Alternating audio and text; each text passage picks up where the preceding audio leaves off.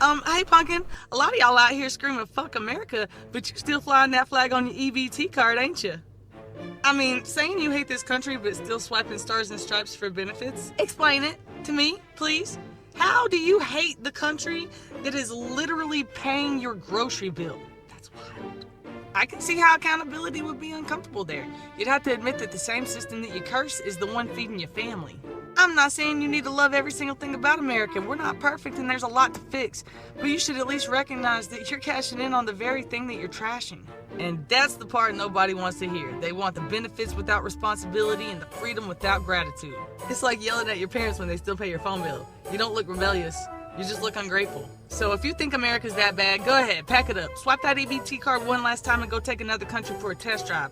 I bet you'll be back before your benefits reload. Look, at the end of the day, complaining about the hand that feeds you, that's not a revolution. That's hypocrisy. Toodles. Man, she is hilarious. She is hilarious. But I want to show you guys something because this is quite interesting.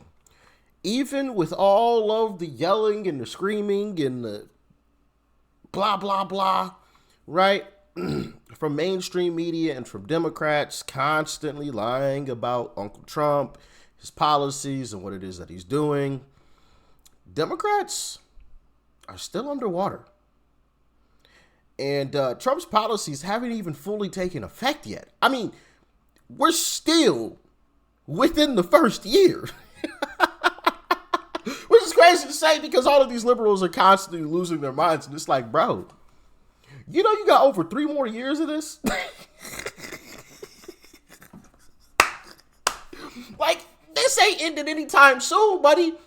You're going to have to call Uncle Trump your president for another over 3 years.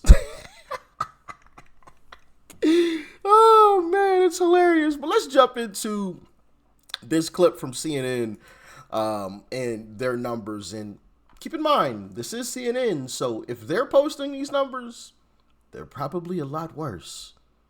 Let's dive in.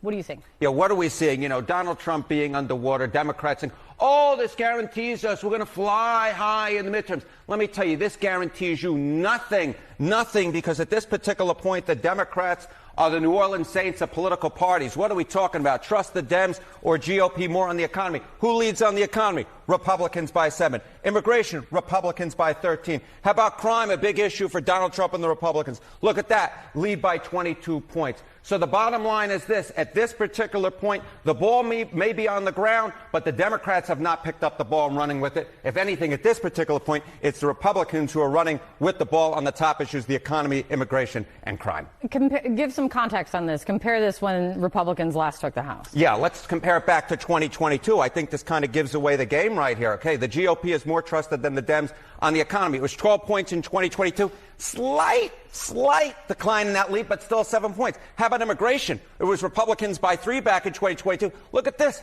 The Republican lead's actually gone up by 10 points. What are you doing, Democrats? My goodness gracious. And on crime, the Republicans were up by 13, and now they're up by 22. The lead, again, expanding by nearly double digits. So whatever Democrats are doing, it ain't working, Kate. It ain't working. Republicans have the lead on all 3 issues. What's the reason that you are finding so far that's driving this? Yeah, I mean, look, it's all about the center of the electorate, right? You win with independents, you win overall. And what do we see right here among independents? Republicans still have a point lead on the economy. They got a 10-point lead on immigration. They got a 21-point lead on crime.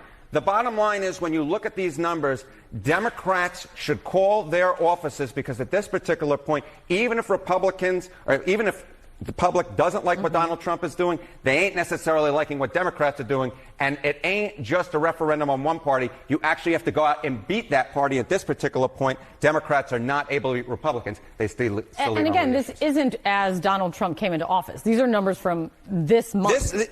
These are numbers from September of 2025, we still find that the Republicans leading on all 3 of these issues. And, of course, this economy will be the key. If Democrats are going to win, they're going to have to likely win on the economy. At this particular point among independents, you see that 1-point lead for Republicans. And overall, at least according to the Washington Post, they hold a 7-point lead on the economy overall as well. Yeah, completely underwater. And if they, in my humble opinion, if they can't win now? You think they're going to be winning once Trump's policies actually really take effect? Because obviously it takes some time for those policies to really, grab hold. But once crime is really cleaned up in several of these cities, once deportations are really, really roaring, right? Because they're training a lot of ICE agents right now to get out into the field. I know they just had a hiring push. I want to say it was like 80. No, I don't remember. It was some crazy number of folks that they hired. Once ICE is really out there revving and roaring, now, rest in peace to Charlie Kirk. A lot of people have had a fire lit up under them. Okay, so bro, they are absolutely cooked. They are cooked. And I came across this other video clip of this Democrat actually asking a pretty interesting question. I want you guys to take a listen. I have a question for you. What unites the left wing? What makes the left wing come together in community? Because with the right wing, it's obviously Christianity and their collective commitment and love for Jesus, and also nationalism. They are nationalists. America, flag, nationalism. Where for me personally, when I think of national, I just threw up in my mouth a little bit. So we don't have a unifying glue in the left wing that binds us together. What is it? What brings us together? What do you think? I'll tell you what it is. Hate. That's what unifies you all. One thing being TDS, Trump derangement syndrome. You all could unify under hating Donald Trump. Whatever he says, you hate it. Whatever he does, you hate it. You guys unite under that. Not saying that's a great thing, but that's what you guys unite under. This was my turning point. When Charlie first died, when I first found out, I was upset. I didn't follow Charlie, but I would see his, videos online all the time, and I would think, wow, this guy, I don't know if I agree with everything he says because I didn't follow him like that. But this guy has this open dialogue. It's very refreshing. I never saw it, and I respected him for that. Now, I'm a registered Democrat, but for the last 3 elections, and before that even, I don't vote for party. I vote for whoever I think is going to be the best and whoever we need. Having said that, I have realized that I do lean more on the conservative side now. But the one thing that really brought it home for me, the day Charlie died, my daughter came home from school. She's 11 years old. We live in Jersey, in Hudson County. It's a very Democratic, liberal area. And, my daughter goes to school. They're in 6th grade. These children have a lot to say about Trump supporters. And my daughter, from peer pressure and whatever, has felt weird that I'm a Trump supporter. And when I asked her when she got home if she knew who Charlie Kirk was and what happened, she turned to me and said, yeah, I hate that guy.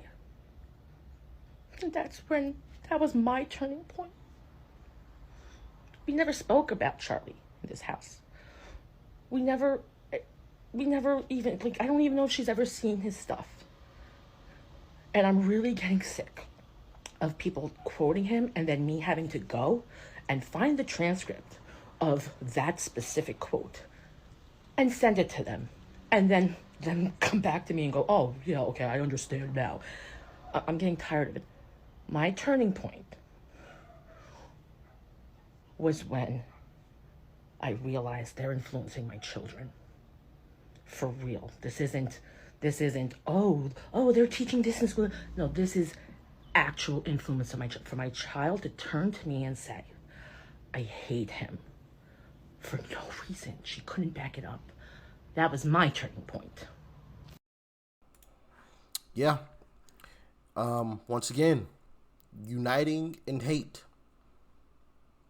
Well, what's our uniting thing? Hate. You hated a man and didn't even know him, didn't even listen to him, right? In the case of this young lady's daughter, had no clue what she was talking about, zero clue. I posted a YouTube short, and by the way, if you don't watch my YouTube shorts, definitely check them out. And if you're not subscribed to the second channel, what are you doing? Link is down below in the description. The channel is called Extra Rich. Anyway, I completely lost my train of thought there. Goodness gracious, I went blank. Anyway, so you hated a man simply because that's what you were told. How shameful is that? Oh, I remember. I posted a YouTube short, I don't know, maybe last week now. No. Yeah, it was last week. Of someone talking about indoctrination over education. And that, ladies and gentlemen, was indoctrination. That was indoctrination. What you just heard that lady describe was 1000% indoctrination. You hating someone and you can't even explain why you hate that individual. You've been indoctrinated.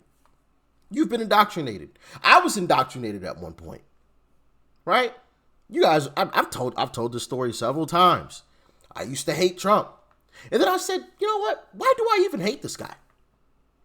And I could not in good faith answer that question. I couldn't answer it. It's like, why do I hate this guy? Well, I don't know. I guess I've been told that, right? But it's true. And it's why you hear folks on the left repeat that time after time after time again, because in a certain way, it is pretty effective. It is pretty effective. You know, people hearing that same line over and over and over again. Trump bad, Trump bad, Trump bad, Trump bad, Trump bad, Trump bad. Eventually it sticks for some folks. Eventually it sticks. But there is a turning point happening in this country, man, and it ain't looking good for the Democrats. Not at all. This country may never ever be democratic again. And I say that because what party is it that spews all this nonsense about fascists, about Nazi, about people who are endangering democracy? Wait, so let me get this straight. In a fascist regime, you're silenced for your opinions. They shoot you if you disagree with them. Wait, so what is the actual fascist regime here? Who are the actual fascists here? Fascists want you to not have any guns. Fascists want you to listen to them and to only have their word as gospel. Which party does that? This country may never ever be democratic again. Given the current administration and given the young people that Charlie Kirk spoke to, so many, this country may never ever ever be democratic again. That is an unbiased opinion, and it is the truth, and this is my prediction for the future. No, I don't know about never being Democrat again, or run by Democrats again, but I do believe it's going to be quite a long time. Quite a long time, and I do think there's going to come a point in time where the Democrat Party is going to have to split. You're going to have the more or closer to the center, or Democrats that realize they have to go to the center in order to win. And then you're going to have the far left progressives, okay? And they're going to have to branch off because they are not going to be able to coexist. I've said that before, and I said it again today. They will not be able to coexist under one party. It just can't happen. So it's really going to take a while to wash out the progressives. Not literally, but just politically wash them out, right? I think once they finally realize, yeah, there's no winning out here politically, some of them will move back to the center, move their politics back to the center, and then the Democrat Party will start to, rebuild over years. But I think it's going to be quite a while. It's going to be quite a while. 30 years, maybe. I mean, that may sound crazy right now, but I genuinely don't think that is crazy.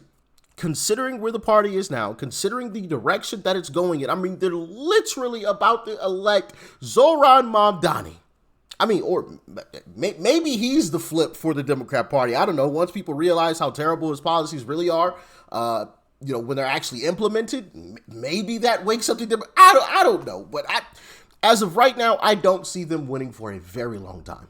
For a very, very long time. But that's just my humble opinion. Y'all can let me know how you feel about it in the comments. All right. Thanks for tuning in as always. Y'all stay safe out there, baby. And if you want some more of these types of videos, just let me know, because I've got lots of them. There are lots of people who are upset with the Democrat Party right now. And a lot of them are saying that they will never vote Democrat ever again. Peace and love. I'm out.